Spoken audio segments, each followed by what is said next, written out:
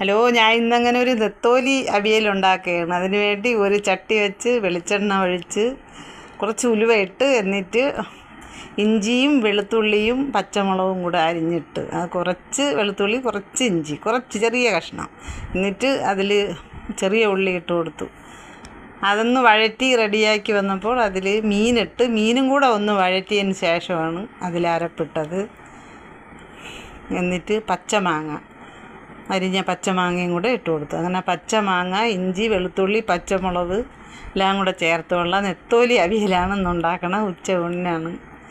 ഒരടിപൊളി അവിയലാണ്. പിന്നെ കുറച്ച് മഞ്ഞൾപ്പൊടി, കുറച്ച് മല്ലിപ്പൊടി ചേർത്തിട്ടില്ല. കുറച്ച് മഞ്ഞൾപ്പൊടിയും കുറച്ച് മുളക് പൊടിയും കുറച്ച് മഞ്ഞൾപ്പൊടിയും ഇത്രയും കൂടി ചേർത്തിട്ടുണ്ട്.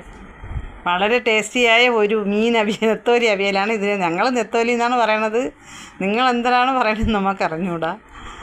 അങ്ങനെ ഒരടിപൊളി ഹെൽത്തിയായ ഒരു നെത്തോലിയാണ്. നമ്മളിതിൻ്റെ മുള്ള് കളയില്ല. മുള്ള് കളഞ്ഞാൽ ഇതിൻ്റെ ടേസ്റ്റ് പോകും. നമുക്ക് മുള്ളാണ് ആരോഗ്യത്തിന് നല്ലത്. എല്ലാവരും ഇത് കാണണം, ലൈക്ക് ചെയ്യണം, ഷെയർ ചെയ്യണം, സബ്സ്ക്രൈബ് ചെയ്യണം.